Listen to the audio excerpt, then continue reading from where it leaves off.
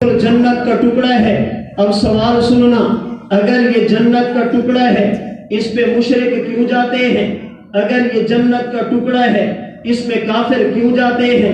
अगर ये जन्नत का टुकड़ा है इसमें गैर मुस्लिम क्यों जाते हैं? जन्नत में तो कोई काफिर नहीं जा सकता, जन्नत में तो कोई मुशरिक नहीं जा सकता, जन्नत में तो कोई गैर मुस्लिम नहीं जा सकता। नबी का रोजा जन्नत है, जी बिल्कुल जन्नत है। अल्लाह के नबी को वफात कहाँ पे है? हुजूर की मुबारक वफात कहाँ पे है? बोलिए। जिस जगह पर अल्लाह के नबी की कब्र है। क्यों? इसलिए सिद्दीक अकबर ने फरमाया था, जब हुजूर का इंतकाल पुरमलाल हुआ, सहाबा ने पूछा दफन का क्या करेंगे? फरमाया मैंने अल्लाह के नबी से सुना था, जिस जगह पर नबी की वफात हो उसी जगह पर नबी को दफन किया जाता है।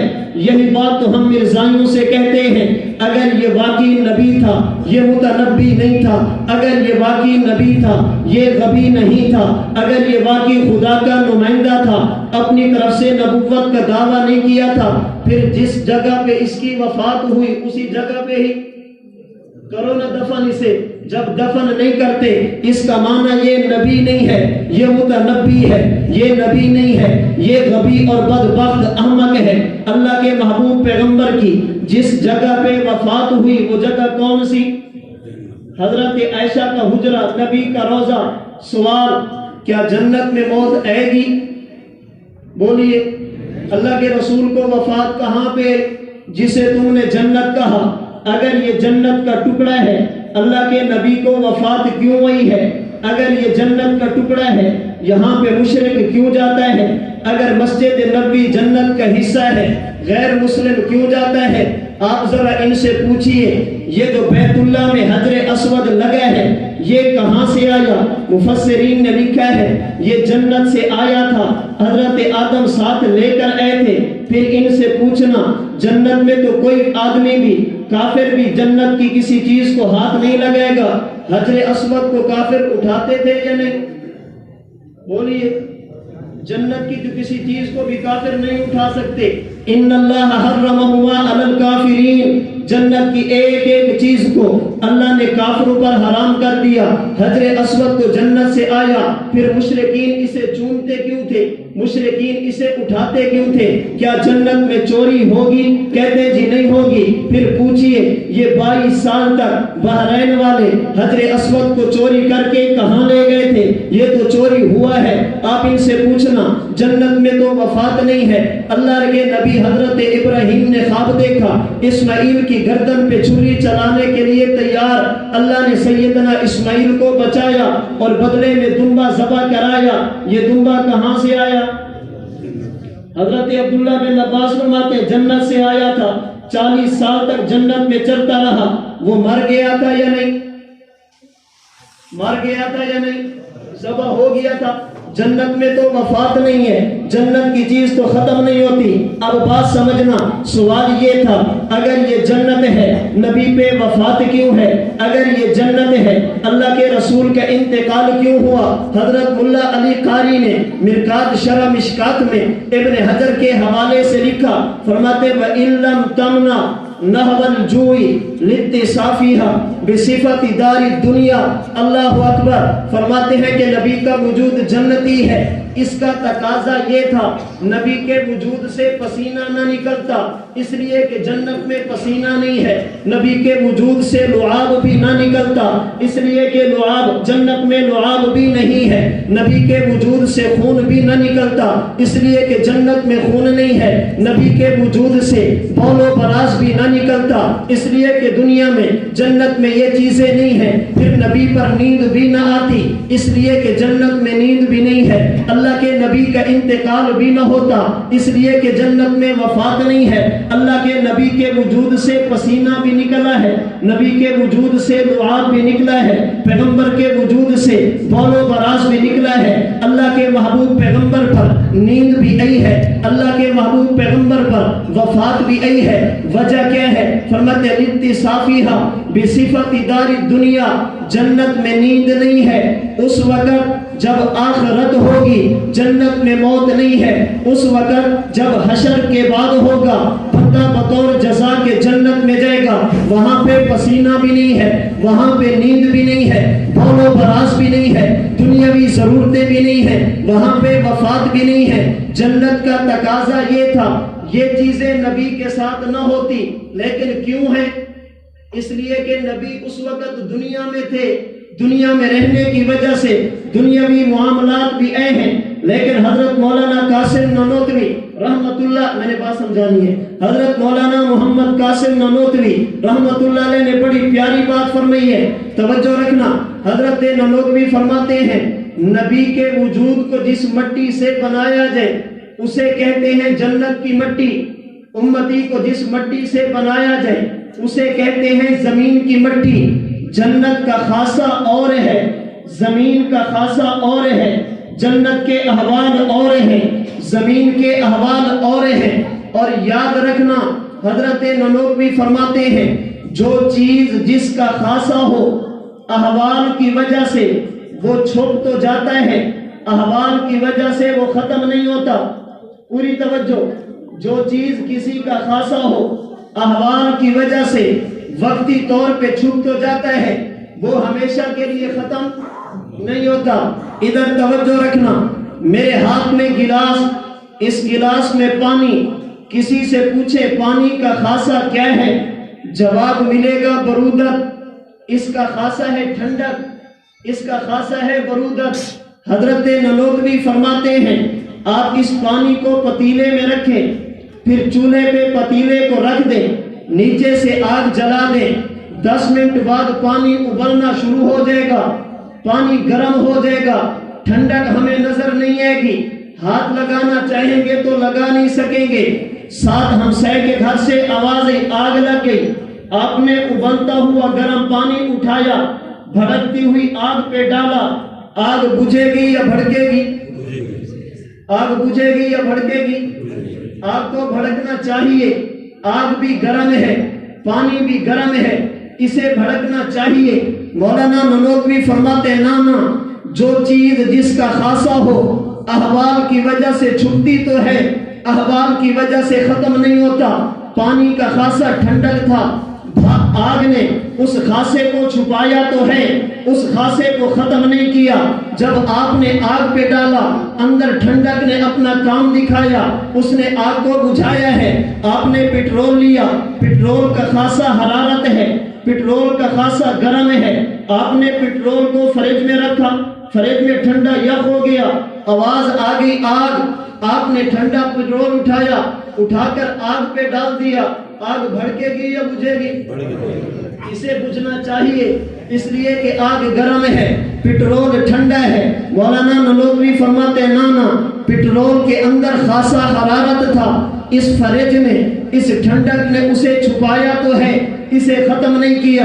اب پوری توجہ رکھنا, نبی کا مقام سمجھو, نبی کا شان سمجھو. اللہ نے جو ہمیں پیغمبر دیا وہ کتنی شان والا, یہ بات سمجھنے والی ہے. مولانا نانوتوی فرماتے ہیں امتی کا وجود زمینی مٹی والا, پیغمبر کا وجود جنتی مٹی والا.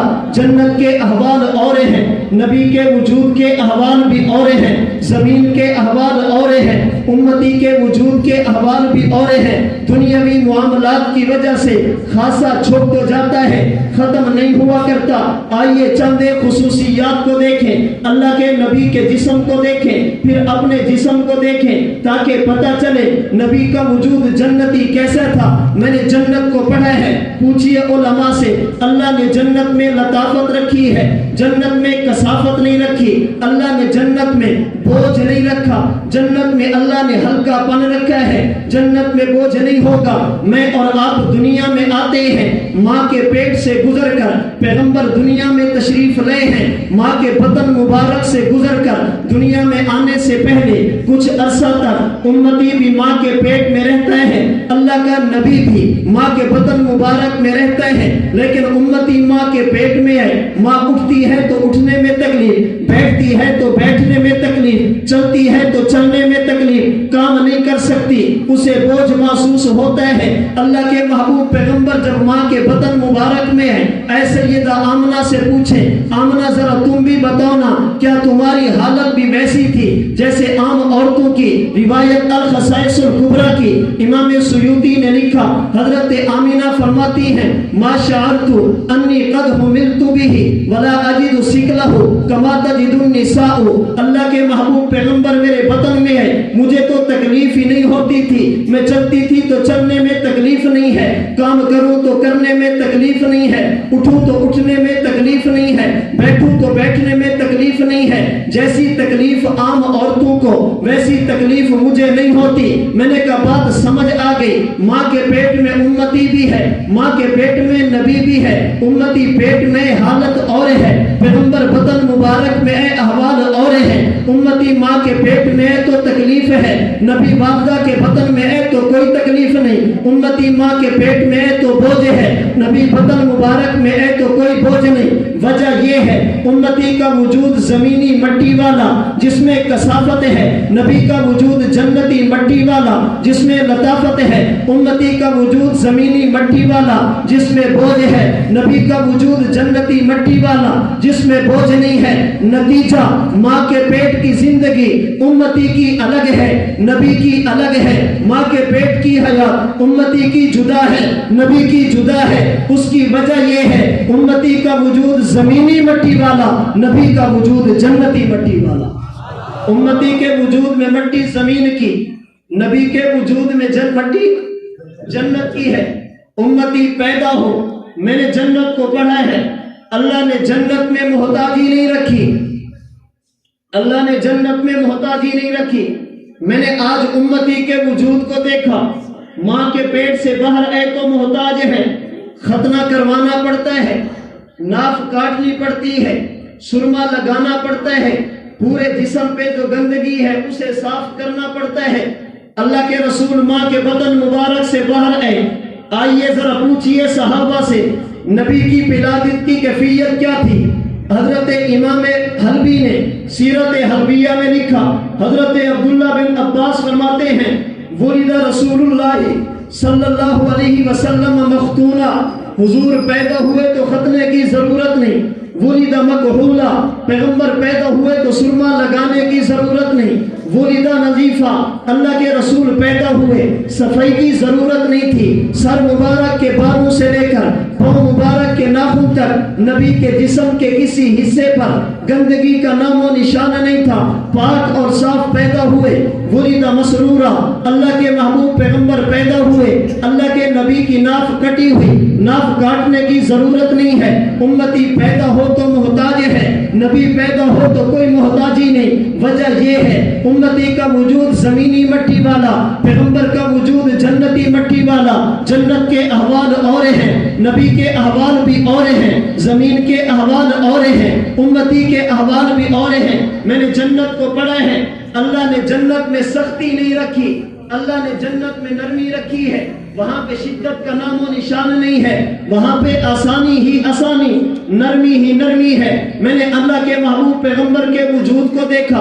صحابی رسول حضرت انس بن مالک فرماتے ہیں، امام بغوی نے الانوار فی شمائل النبی المختار میں حدیث مبارک نقل کی۔ حضرت انس فرماتے ہیں، میں 10 سال تک اللہ کے رسول کی خدمت کرتا رہا، پیغمبر نے 10 سالوں میں کبھی مجھے اف تک نہیں فرمایا، مجھے ڈانٹا نہیں ہے۔ اگر میں نے کوئی کام کر لیا نبی نے یہ نہیں فرمایا لما فعلتا لما صنعتا، انس کیوں کیا؟ اگر میں نے کام نہیں کیا نبوت نے یہ نہیں فرمایا لما ترکتا ہو، انس یہ کیوں نہیں کیا؟ اگلی بات فرماتے میں سمجھتا یہ تھا دنیا میں سب سے نرم چیز وہ ریشم کا کپڑا ہوتا ہے، دنیا کی سب سے نرم چیز ریشم کا دھاگا ہوتا ہے۔ میں نے ریشم کو بھی پکڑا، پھر نبوت کی ہتھیلیوں کو بھی پکڑا، میری غلط فہمی دور ہو گئی۔ لا مسست خزا قط ولا حریرا ولا شیئا کان الین من کف رسول اللہ صلی اللہ علیہ وسلم۔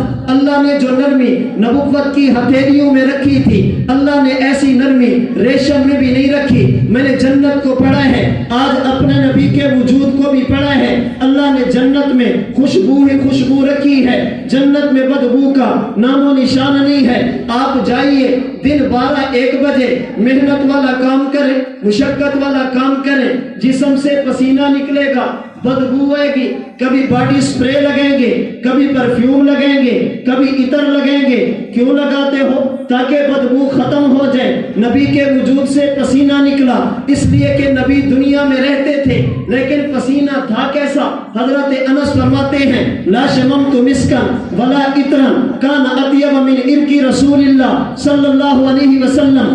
الانوار فی شمائل النبی المختار میں روایت موجود ہے، حضرت انس فرماتے ہیں میں سمجھتا یہ تھا دنیا کی سب سے اعلیٰ خوشبو مشک ہوا کرتی ہے، عنبر ہوا کرتا ہے، پرفیوم ہوا کرتی ہے، یہ چیزیں ہوتی ہیں، لیکن میں نے نبوت کے پسینے کو سونگا، میں اس نتیجے پہ پہنچا لا شممت مسکن ولا عطرا کان اطیب من عرق رسول اللہ صلی اللہ علیہ وسلم۔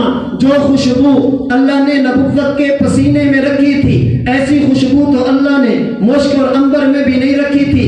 میرے اور آپ کے امام حضرت امام اعظم نے اپنی کتاب مسند امام اعظم میں حدیث مبارک نقل کی، حضرت جابر فرماتے ہیں ہم رات کو بیٹھے ہوتے، باہر سے بندہ آتا، ہمیں پوچھنا پڑتا بھی آنے والا کون ہے، اپنا تعارف کرا دو، آنے والا کون ہے، وہ تعارف کراتا، ہم بیٹھے ہوتے، اگر اللہ کے محبوب پیغمبر تشریف لے آتے ہمیں پوچھنے کی ضرورت نہیں پڑتی تھی آنے والا کون ہے۔ انس ذرا بتاؤ، جابر ذرا بتاؤ، امتی کے بارے میں پوچھتے تھے، حضور کے بارے میں کیوں نہیں پوچھتے؟ حضرت جابر فرماتے ہیں کان النبی صلی اللہ علیہ وسلم یعرف بریح الطیب اذا اقبل من اللیل۔ اللہ کے محبوب پیغمبر جب رات کو آتے، حضور بعد میں آتے، آپ کے وجود اطہر کی خوشبو ہمارے پاس پہلے آیا کرتی تھی۔ میں نے کہا پسینہ میرا بھی ہے، پسینہ نبی کا بھی ہے، پسینہ امتی کا بھی ہے، مبارک پسینہ نبوت کا بھی ہے، مگر دونوں میں فرق یہ ہے امتی کا پسینہ نکلے بدبو ہے، نبوت کا مبارک پسینہ نکلے کیسی خوشبو ہے۔ کسی کہنے والے نے کیا خوب کہا کہ پھول تو پھول ہیں، حسن کانٹوں میں بھی ہے، پھول تو پھول ہیں، حسن کانٹوں میں بھی ہے، لطف جنت سے بڑھ کر مدینے میں ہے، ایسی خوشبو نہیں ہے کسی پھول میں جیسی خوشبو نبی کے پسینے میں۔ نبی کا وجود پسینہ نکلے،